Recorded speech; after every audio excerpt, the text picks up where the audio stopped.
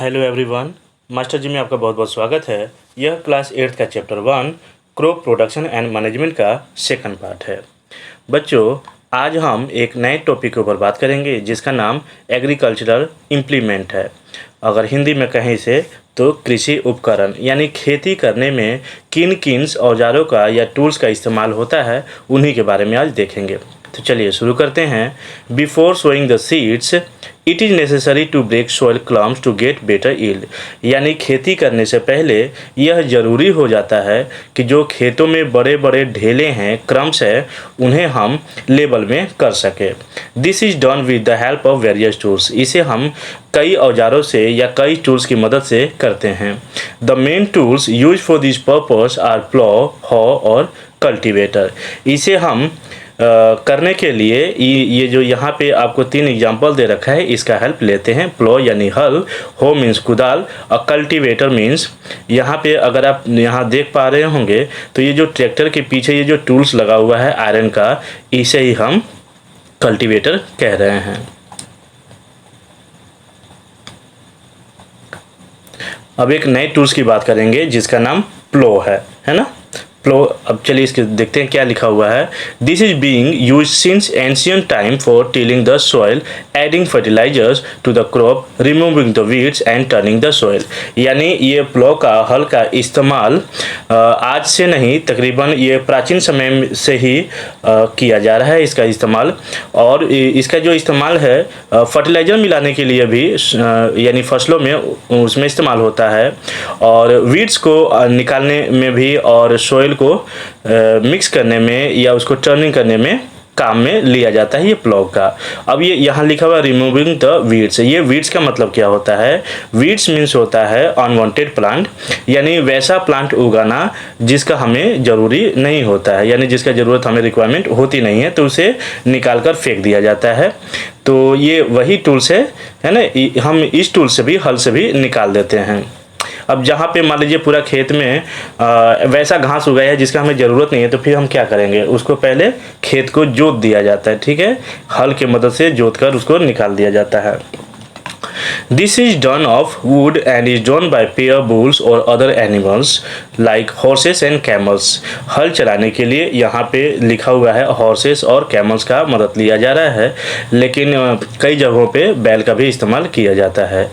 It contains a strong triangular iron strip and called plug shear. The main part of the plow is a long log of wood which is called a plug shaft. There is a handle at one end of the shaft. The other end is attached to a beam which is placed on the bull's neck. One pair of bull and men can easily operate the plug shear. अगर आप figure ये 1.1 में देख पा रहे होंगे तो यहाँ देखिए 2 बैलों का जोड़ा है और ये हल को खींच रहे हैं।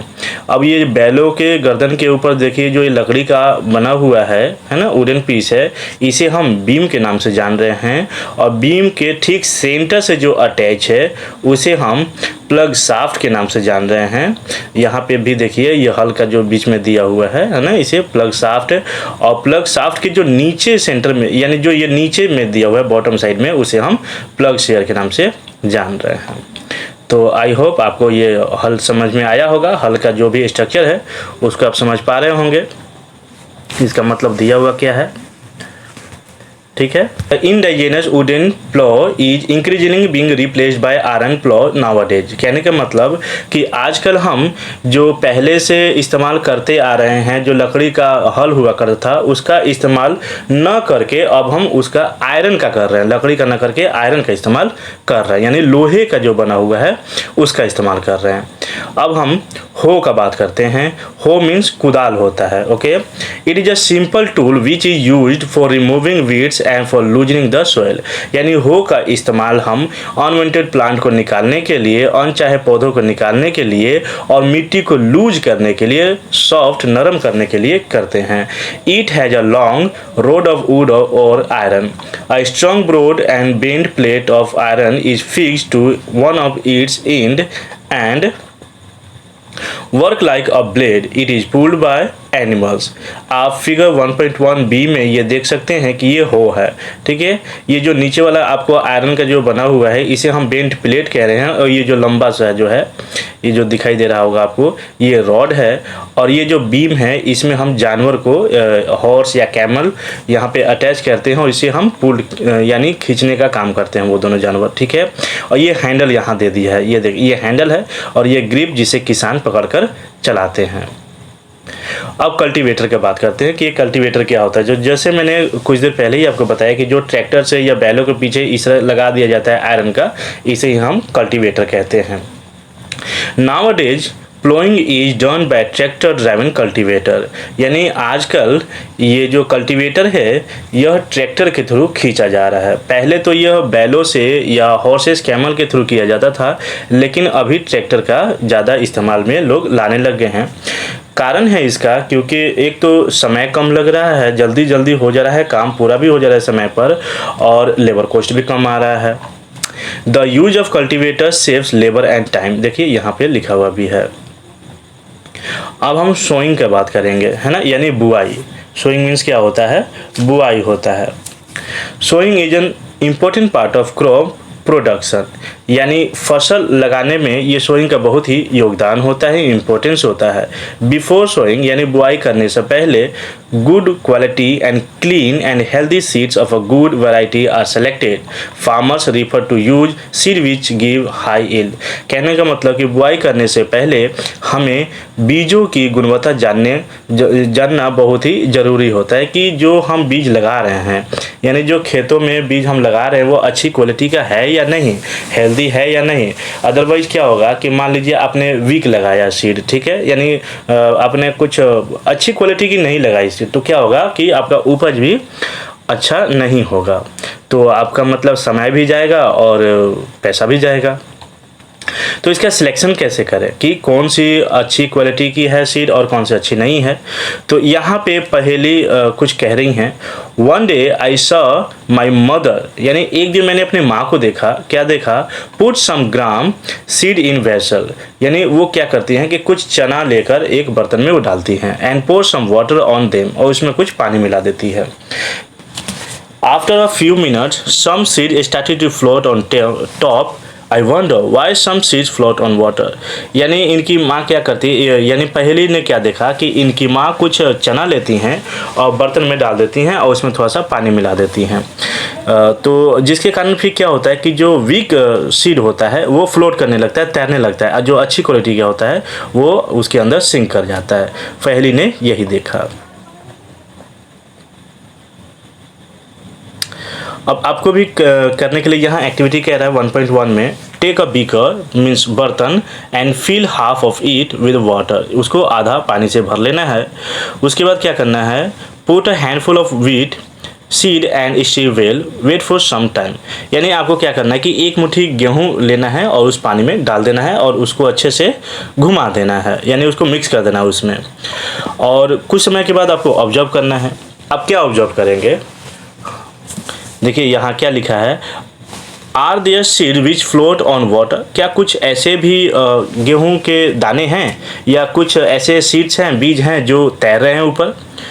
वुड दोज द लाइटर और heavier than those which is sink, यानी जो फ्लोट कर रहा है, जो हल्का है वो ऊपर फ्लोट करेगा और जो भारी टाइप का होगा वो अंदर बैठ जाएगा। ऐसा क्यों हुआ, क्योंकि why would they B lighter, कहने का मतलब वो हल्का क्यों है, यानी जो ऊपर फ्लोट कर रहा है वो हल्का क्यों है, और कुछ जो बीज हैं वो अंदर सिंक क्यों कर गए, यानी वो अंदर बैठ क्यों गए। अब इसका देखिए यहाँ आंसर क्या लिखा है, damage seeds become hollow and are thus lighter therefore they float on water. कहने का मतलब कि जो लाइटर यानी जो डैमेज सीड है वो अंदर से खोखले हो जाते हैं, हॉलो हो जाते हैं, हॉलो मीन्स खोखला, जिसके कारण वो क्या करेंगे कि वो फ्लोट करने लगते हैं। और जो अच्छी क्वालिटी के यानी जो उनके अंदर जो भी क्वालिटीज है वो अच्छा होगा तो वो पानी में सिंक कर जाएंगे। This is a good method for separating good healthy seeds from the damage ones. कहने का मतलब कि ये जो मेथड है, जो तरीका है, ये अच्छी है, जिससे हम जान सकते हैं कि कौन सा बीज अच्छा है और कौन सा नहीं है। तो कभी भी खेती करने से पहले, बुआई करने से पहले हमें बीजों की गुणवत्ता जानना बहुत ही ज़रूरी है। Before sowing one of the important task is to know about the tools use for sowing seeds, यानी बुआई करने से पहले हमें कुछ टूल्सों के बारे में भी नॉलेज होना चाहिए। अब यहाँ फिगर आपको कह रहा है कि 1.2 ए और बी दोनों देखिए। यहाँ देखिए ये 1.2 का ए है और बी यहाँ पे है। इन दोनों फिगर के बारे में हम थोड़ा बात कर लेते हैं।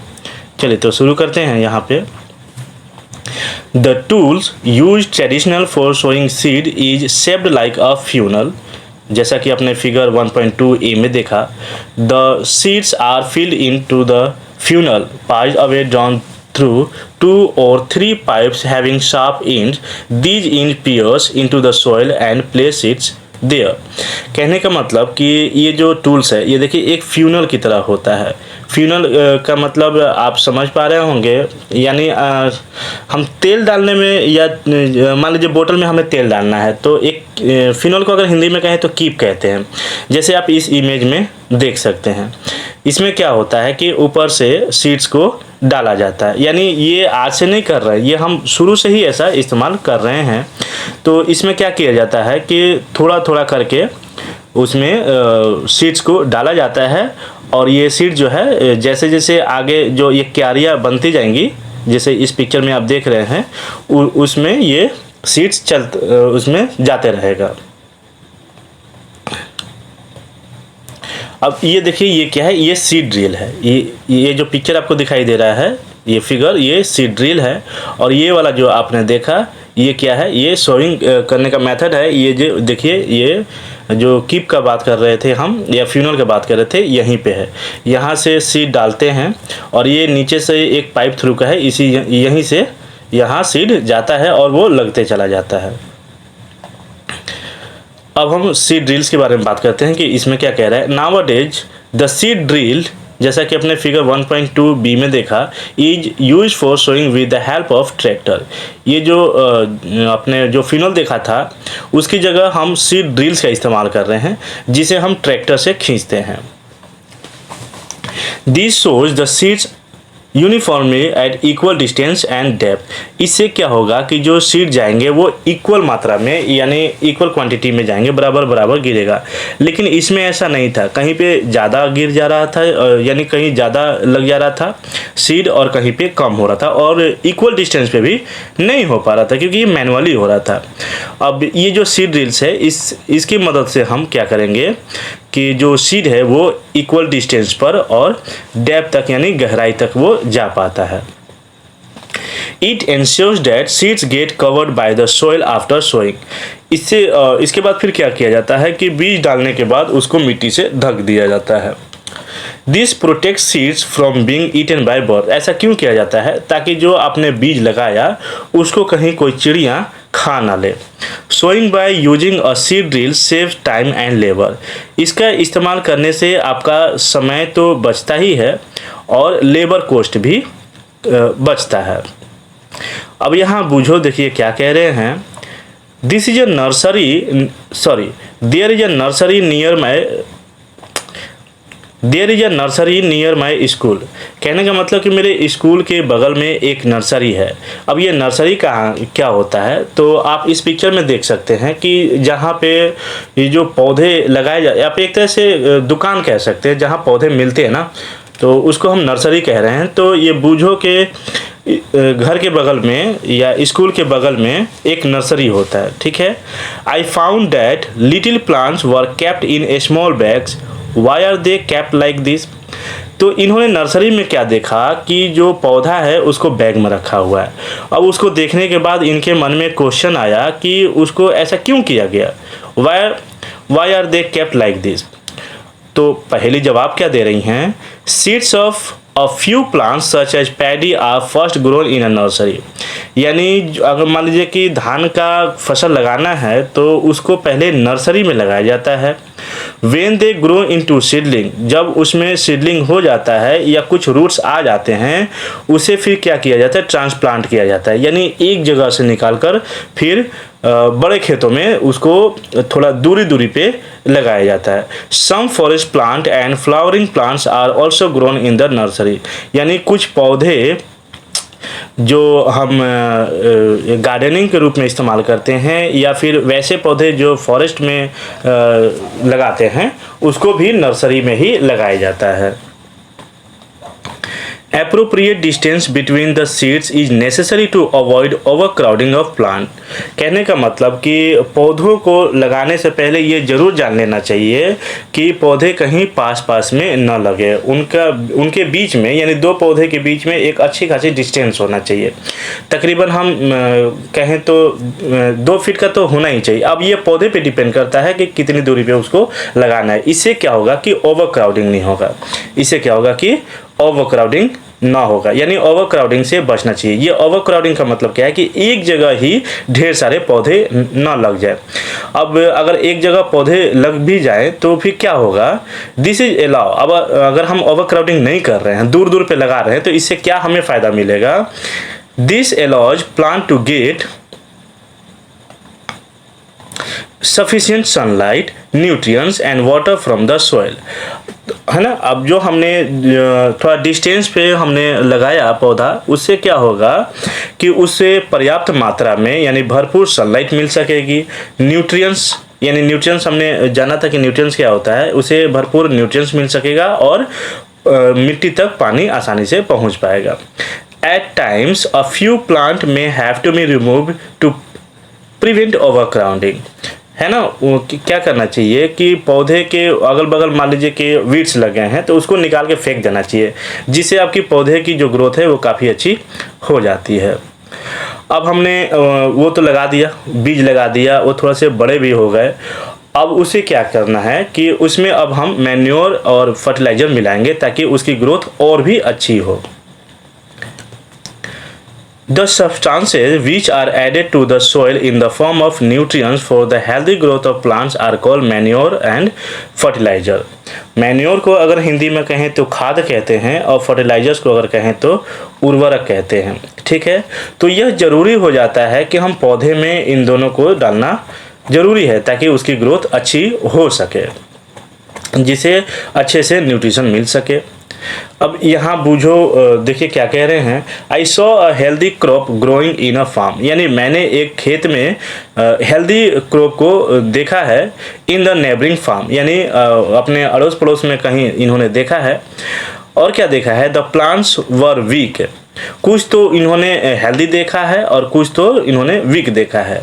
तो ये अब जानना चाहते हैं कि ऐसा क्यों हुआ। Why do some plant grow better than others, यानी कुछ पौधे हेल्दी तो कुछ पौधे वीक क्यों रह गए। इनके मन में ऐसा क्यूरियोसिटी हो रही है, यानी उत्सुकता हो रही है जानने की कि ऐसा क्यों हो रहा है। Soil supplies minerals nutrients to the crop plant, कहने का मतलब कि ये जो सोयल है ये क्रॉप्स को क्या प्रदान करता है, क्या देता है, मिनरल्स देता है। These nutrients are essential for the growth of plant, यानी ये जो न्यूट्रिएंट्स है यह पौधों को ग्रोथ करने में बहुत मदद करता है या ज़रूरी हो जाता है, एसेंशियल हो जाता है। इन सर्टेन एरिया, यानी कुछ जगहों पे farmers grow crop after crop in the same field, कुछ लोग क्या करते हैं कि एक ही खेत में बार बार फसल लगाते रहते हैं। कुछ जगहों पे ऐसा होता है। The field is never left uncultivated और fallow, imagine what happens to the nutrients, कहने का मतलब कि खेतों को वो जो है बार बार सेम तरह का ही क्रॉप्स लगाते रहते हैं। तो अब यहाँ आपसे क्वेश्चन ये पूछ रहा है कि इमेजिन कीजिए कि न्यूट्रिएंट्स का क्या होगा या क्या होता होगा। Continuous cultivation of crops make the soil poor in nutrients, यानी सेम तरह का ही क्रॉप्स हम सेम फील्ड में लगाते रहेंगे तो उसका जो उपज होने की जो शक्ति है या जो उसका न्यूट्रिएंट्स है वो धीरे धीरे कम हो जाएगा मिट्टी में, यानी मिट्टी की जो क्वालिटी है वो धीरे धीरे वीक हो जाएगी। Therefore, farmers have to add manure to the field to replenish the soil with nutrients। तो किसान को क्या चाहिए कि हम उस मिट्टी में अच्छी क्वालिटी की न्यूट्रिएंट्स डालें या मैन्योर डालें ताकि उसकी क्वालिटी अच्छी हो सके। This process is called manuring, इस प्रोसेस को हम मैन्योरिंग कहते हैं, यानी खाद और उसमें ऐड करने को ही मैन्योरिंग कहते हैं। यानी मिट्टी में यानी खेतों में खाद को डालने का जो प्रोसेस होता है, जो प्रक्रिया होता है, उसे हम मैन्योरिंग कहेंगे। इम्प्रॉपर और insufficient manuring result in weak plants. अगर ऐसा ना हम करते हैं, यानी उसमें मैन्योर हम नहीं मिलाते हैं, तो जो खेत की जो क्वालिटी है वो कमज़ोर हो जाएगा, जिसके कारण आपका पौधा भी कमज़ोर होगा। Manure is an organic substance obtained from the decomposing of plant or animal wastage। अब कहने का मतलब कि मैन्योर बनता कैसे है, मैन्योर होता क्या है। तो मैन्योर एक ऑर्गेनिक सब्सटेंसेस यानी एक नेचुरली सब्सटेंसेस होता है, जिसके ये बनता कैसे है। तो ये डिकम्पोजिंग जो होता है, यानी एनिमल का जो वेस्ट प्रोडक्ट होता है, जिसे हम गोबर कहेंगे, तो उसके थ्रू ये बनता है। Farmers dump plant and animal waste in pits at open places and allow to decompose। अब ये करते क्या हैं कि जो एनिमल्स का वेस्ट प्रोडक्ट होता है, उसको एक जगह ये लोग इकट्ठा करके उसे डिकम्पोज करते हैं, यानी उसे सड़ाते गलाते हैं। The decomposing is caused by some micro organism. और इस प्रोसेस को करने में किसका सहारा लिया जाता है, तो माइक्रो ऑर्गेनिज्म यानी जो छोटे छोटे जीव होते हैं ना, उसका इस्तेमाल करते हैं। अभी इसका पूरा प्रोसेस मैं बताता हूँ कि ये होता कैसे है। The decompose matter is used as organic manure. You have already learn about vermicomposting in class 6। यानी आप क्लास 6 में वर्मिंग कंपोजिंग के बारे में पढ़ रखे होंगे कि यह प्रोसेस जो है कैसे डिकम्पोजिंग किया जाता है। वर्मिंग कंपोस्टिंग एक तरह का प्रोसेस होता है जिसके कारण जो सोयल है वो हेल्दी हो जाता है। जैसे आप इस पिक्चर में देख पा रहे होंगे कि मिट्टी में देख रहे हैं ये अर्थवर्म किस तरह से ये अपना वर्क कर रहा है। ये क्या करता है कि एनिमल्स का जो वेस्ट प्रोडक्ट है उसको ये खाकर और फिर उसको कन्वर्ट कर देता है, यानी मिट्टी में फिर उसको कन्वर्ट कर देता है, जिसके कारण मिट्टी की जो क्वालिटी है वह अच्छी होती है। एक्टिविटी 1.2 देख लेते हैं। टेक मूंग और ग्राम सीड एंड जर्मिनेट देम। कह रहा है कि आप कुछ मूंग और चने लीजिए और इसको जर्मिनेट कीजिए। Select 3 equal size seedling. अब क्या कह रहा है कि आपने जर्मिनेट किया यानी उसको उगाया आपने। इसको अब उगाएंगे कैसे, तो थोड़ा थोड़ा चना और मूंग को हम पहले पानी में भिगो देंगे, फिर उसके बाद मिट्टी में लगा देंगे। जब वो थोड़ा सा बड़ा हो जाएगा तो आपको कह रहा है कि 3 एक ही तरह के जो साइज के हैं उसको आप लीजिए। टेक 3 एम्प्टी ग्लासेस और सिमिलर वेसल्स। और सेम तरह का ही आप खाली गिलास लीजिए। Mark them ABC। उस पर आप मार्क कर दीजिए कि एक का नाम दे दीजिए A, दूसरे का B और तीसरे का C। आप इस तरह के नीचे आप पिक्चर में इधर देख सकते हैं। यहाँ देखिए इन तीनों का नाम दे दिया गया है। अब ये तीनों में क्या है तो कि या तो चना का होगा ये पौधा या फिर ग्राम का होगा, सॉरी मूंग का होगा। अब क्या करना है इसके बाद, to glass A add little amount of soil mix with a little cow dung manure. यानी ग्लास A में आपको क्या करना है कि थोड़ी सी आपको गाय की गोबर डालना है उसमें, ओके। और ग्लास B में क्या करना है, put same amount of soil mix with a little urea. अब B नंबर में क्या करना है कि थोड़ा सा यूरिया लेकर उसमें मिलाकर डालना है, मतलब खाद डालना है। Take the same amount of soil in glass C without adding anything. और C में क्या करना है कि ना तो आपको यूरिया और ना ही आपको उसमें जो काउ डंग था वो मिलाना है, उसको ऐसे ही छोड़ देना है। फिगर 1.3a ये यहाँ पे जो दिखा रहा है कि एक में क्या डालना है कि गोबर का डंग डालना है, गोबर डालना है, और B में यूरिया डालना है, खाद डालना है, और C में ऐसे ही छोड़ देना है। और इसको फिर कुछ दिन के बाद आपको ऑब्जर्व करके देखना है कि इनके साथ हुआ क्या। और क्या कह रहा है इसके बाद कि now pour the same amount of water in the each glass and plant the seedling in them. कह रहा है कि तीनों में आप थोड़ा थोड़ा पानी सेम इक्वल क्वांटिटी में डालिए और उसमें लगाइए। Keep them in a safe place and water them daily. इसको कहीं आप सेफ जगह पे रख दीजिए और डेली आप वाटरिंग कीजिए, पानी डालिए।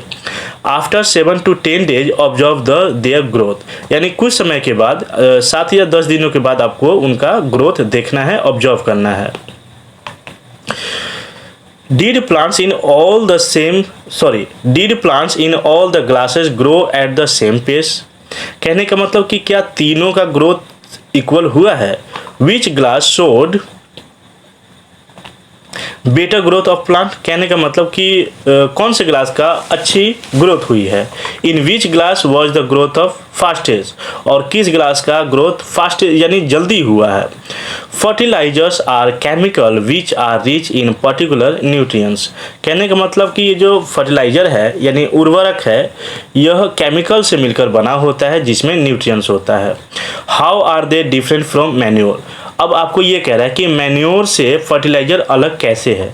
तो यहाँ देखिए जो मैन्योर है यह अपना देसी तरीका होता है इसको करने का, जो जानवर का वेस्ट प्रोडक्ट होता है, गोबर होता है ना, उससे बनता है। लेकिन फर्टिलाइज़र क्या है, यह केमिकल से मिलकर बना होता है। तो किसानों को क्या चाहिए कि फर्टिलाइज़र ना यूज करके मैन्योर का इस्तेमाल करें, जो कि हम घर पे ही बना सकते हैं। Fertilizers are produce in factory, अब यहाँ देखिए क्या कह रहा है कि फर्टिलाइजर जो है फैक्ट्री में इसको बनाई जाती है। Some examples of fertilizers are urea, ammonium sulphate, sulphur phosphate, potash, NPK. अब एनपीके मीन्स नाइट्रोजन, फॉस्फोरस और पोटासियम। ये जो हमने फर्टिलाइज़र का नाम लिया, ये फैक्ट्री में बनाया जाता है जो कि केमिकली होता है और हार्मफुल भी होता है, अपने स्वास्थ्य के ऊपर भी होता है और उतनी अच्छी भी क्वालिटी का ग्रोथ पौधे में नहीं हो पाता है। लेकिन अगर वही मैन्योर हम ऐड करें अपने पौधे में तो इससे अच्छी होती है और हमारे हेल्थ पे भी ज़्यादा इशू नहीं होता है। The use of fertilizers has helped farmers to get better yield of crops such as wheat, paddy and maize, but अब कहने का मतलब कि दोनों तो खाद ही है, मैन्योर भी खाद है और फर्टिलाइज़र भी खाद है। इसका भी काम वही है जो मैन्योर का है। जैसे यहाँ पे क्या कर रहा है कि आपके फसलों को ये थोड़ा सा अच्छी क्वालिटी तो बनाता है, लेकिन but excessive use of fertilizers has made the soil less fertile, लेकिन इसका ज़्यादा इस्तेमाल से आपका जो खेत का मिट्टी है उसको अनफर्टाइल बनाता है, यानी उतनी अच्छी क्वालिटी का नहीं बनाता है, उसको धीरे धीरे डैमेज करता है, उसमें जो भी फर्टिलिटी है उसको वीक करता है। Fertilizers have also become a source of water pollution, अब ये जो फर्टिलाइज़र है ये वाटर पोल्यूशन में भी मदद करता है ना, यानी आपके वाटर को भी पोल्यूट करता है, गंदा करता है, जिसके कारण हमारा जो हेल्थ है वो बिगड़ता है। Therefore, in order to maintain the fertility of the soil, we have to substitute fertilizer with organic manure or leave the field uncultivated या fallow in between two crops। कहने का मतलब कि हमें अपने खेतों की फर्टिलिटी बचाए रखने के लिए हमें अवॉइड करना चाहिए, फर्टिलाइजर्स का इस्तेमाल कम करना चाहिए या ना के बराबर करना चाहिए। तो इसकी जगह पे हमें दूसरा ऑप्शन चाहिए, है ना। तो हम क्या करें फिर, तो या तो हम मैन्योर का इस्तेमाल करें, ठीक है, या जो खाद है अपना देसी जो खाद है जो जानवरों के वेस्ट प्रोडक्ट से बना है उसका इस्तेमाल करें, या फिर दो फसलों के बीच में हम गैप कर सकते हैं, यानी कभी हम धान लगा दिए तो कहीं गेहूं लगा दिए तो कभी कुछ लगा दिए, सेम टाइप का क्रॉप्स बार बार हम उसी फील्ड में ना करें। तो इससे क्या होगा कि आपकी मिट्टी की जो क्वालिटी है वो अच्छी होगी। The use of manure improves soil texture as well as its water retaining capacity, यानी आपका जो मैन्योर अगर आप इस्तेमाल करते हैं खेतों में तो इससे क्या होगा कि आपकी जो मिट्टी की क्वालिटी है वो और अच्छी होगी और वाटर रिटेनिंग का जो कैपेसिटी है वो भी अच्छी होगी। It replenish the soil with nutrients, और आपके मिट्टी में जो न्यूट्रिएंट्स है वो भी बची रहेगी। Another method of replenish the soil with nutrients is through crop rotation, यानी खेतों में जो उसका न्यूट्रिएंट्स है उसको बचाए रखने के लिए आप क्रॉप रोटेशन भी कर सकते हैं। जैसे कि मैंने थोड़ा देर पहले ही कहा कि दो फसलों के बीच में गैप करना चाहिए, यानी बदल बदल के हमें खेती करना चाहिए, सेम टाइप का क्रॉप एक फील्ड में बार बार नहीं करना चाहिए, उसे ही हम क्रॉप रोटेशन कह रहे हैं। This can be done by growing different crops alternately. Earlier, farmers in northern India used to grow legumes as fodder in one season and wheat in the next season। कहने का मतलब कि north India में अगर हम बात करें, उत्तरी भारत की अगर बात करें तो यहाँ पे लोग क्या करते हैं कि एक बार वो क्या लगा देते हैं, यानी जो जानवरों को खाने वाला जो चारा होता है, फॉडर होता है, उसको लगाते हैं और फिर अगले सीजन में फिर वो क्या लगा देते हैं, वीट लगा देते हैं या गेहूँ लगा देते हैं। This help in the replenish of the soil with nitrogen. Farmers are being encourage to adopt this practice. तो किसानों को एनकरेज करने की ज़रूरत है, या उनको बढ़ावा या उनको जानकारी देने की ज़रूरत है कि इस तरीके से करने से उनकी जो खेतों की न्यूट्रिशन है या उसकी जो गुणवत्ता है वो बरकरार रहेगी और अच्छी रहेगी।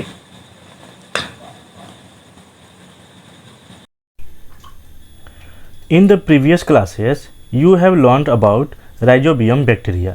यानी पहले के क्लास में, यानी क्लास 7th में आपने ये जो राइजोबियम बैक्टीरिया है इसके बारे में पढ़ रखे होंगे।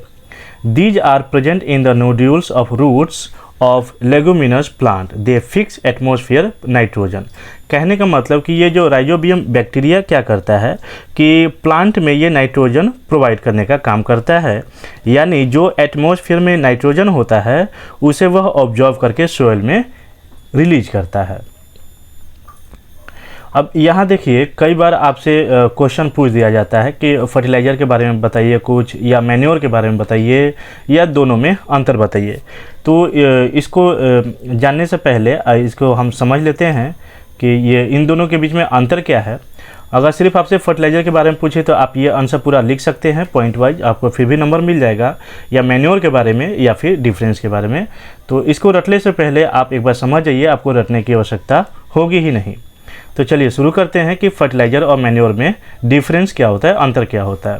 तो ये जो फर्टिलाइज़र है ये मैन मेड होता है, यानी इंसानों के द्वारा बनाया हुआ रहता है, जो कि इनऑर्गेनिक सॉल्ट है, जो केमिकली होता है। वहीं अगर मैन्योर की अगर बात करें तो मैन्योर क्या है, ये डिकम्पोजिंग होता है। किसका? ये कैटल डंग, यानी जो मवेशी जानवर के जो वेस्ट प्रोडक्ट होता है उससे बना होता है, या प्लांट रेसिड्यू या फिर पौधे के जो कचरे होते हैं उससे बना होता है। फर्टिलाइज़र जो है इसको फैक्ट्री में तैयार किया जाता है, लेकिन मैन्योर जो है इसको खेतों में तैयार किया जाता है।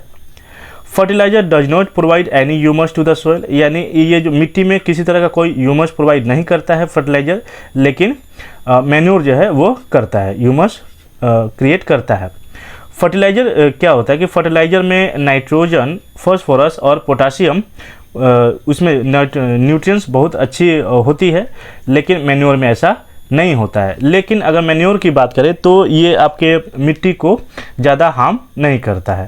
तो किसानों को ये एनकरेज करने की ज़रूरत है आज के डेट में कि वो फर्टिलाइज़र का ना इस्तेमाल करके मैन्योर का करे। और फर्टिलाइज़र से ये कहीं कुछ सस्ता भी पड़ जाता है। मैन्योर जो है अपना चाहे तो अपने खुद के खेतों में भी कर सकते हैं, जिससे क्या होगा कि उनको पैसा कम बर्बाद होगा, यानी सस्ती चीज़ों में हो जाएगा। ओके, अब आगे देखिए क्या लिखा है कि एडवांटेजेस ऑफ मैन्योर, यानी मैन्योर का क्या खासियत क्या है, इसका एडवांटेज क्या है। तो लिखा हुआ क्या है कि the organic manure is consider better than fertiliser, यानी फर्टिलाइज़र से कहीं अच्छा माना जाता है मैन्योर को। कैसे? कुछ पॉइंट वाइज यहाँ दिया हुआ है कि ये जो मैन्योर है ये मिट्टी में पानी को पकड़ के रखता है, जिससे क्या होता है कि जल्दी पौधा सूखता नहीं है। ठीक है, यानी it enhances the water holding capacity of the soil, यानी मिट्टी पानी को पकड़ के रखता है अगर हम मैन्योर ऐड करते हैं मिट्टी में तो। लेकिन फर्टिलाइज़र अगर करते हैं तो ऐसा नहीं हो पाता है। फिर क्या कह रहा है कि it makes the soil porous due to which exchange of gases becomes easy. Manure add करने से जो गैसों का जो एक्सचेंज होता है वो आसानी से हो पाता है। Next point, it increases the number of friendly microbes. और मैन्योर में क्या होता है कि माइक्रोब्स अच्छी नंबर पे वो लोग हो पाते हैं।